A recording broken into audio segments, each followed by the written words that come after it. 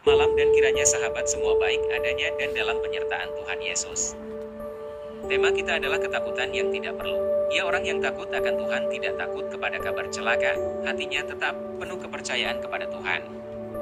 Mazmur 1127. Sampai dengan hari-hari awal menapaki tahun 2011 banyak orang masih mengalami ketakutan dalam hidupnya. Memang, jika kita perhatikan keadaan, bencana demi bencana waktu itu datang silih berganti tanpa dapat diduga, mulai dari Mentawai, banjir di Wasior, meletusnya Gunung Merapi lalu disusul Gunung Bromo dan sebagainya. Secara tidak sadar hal ini telah mempengaruhi dan menguasai hati orang-orang percaya.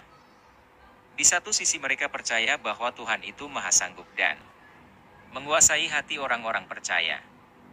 Di satu sisi mereka percaya bahwa Tuhan itu maha sanggup dan tidak ada perkara yang mustahil baginya, namun di sisi lain mereka diliputi rasa takut akan terjadinya bencana-bencana lain buat banyak orang hidup dalam kesesakan dan penderitaan.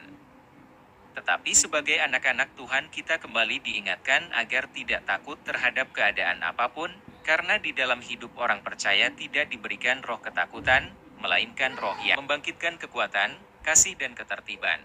Baca Timotius pasal 1 ayat 7, dan Roma pasal 8 ayat 15a mengatakan, kamu tidak menerima roh perbudakan yang membuat kamu menjadi takut lagi, tetapi kamu telah menerima roh yang menjadikan kamu anak Allah. Jadi, sesungguhnya ketakutan itu bukan sekedar kelemahan manusia tapi adalah roh yang bekerja dalam seseorang. Itu bukan sekedar kelemahan manusia tapi adalah roh yang bekerja dalam seseorang. Ketakutan mulai menjadi bagian dalam diri manusia setelah manusia jatuh ke dalam dosa. Karena dosa, iblis memperbudak manusia dengan menanamkan roh takut itu. Tapi melalui pengorbanan Kristus di atas Kalvari kita telah dimerdekakan dari roh takut, sebab roh yang memberi hidup telah memerdekakan kamu dalam Kristus dari hukum dosa.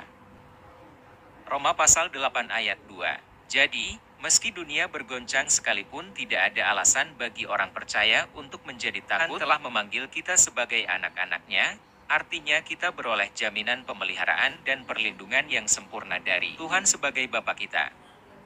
Kuatkan hati dan percayalah akan kuasa Tuhan karena Dia berjanji akan menyertai kamu senantiasa sampai kepada akhir zaman. Matius pasal 28 ayat 20b. Jangan takut.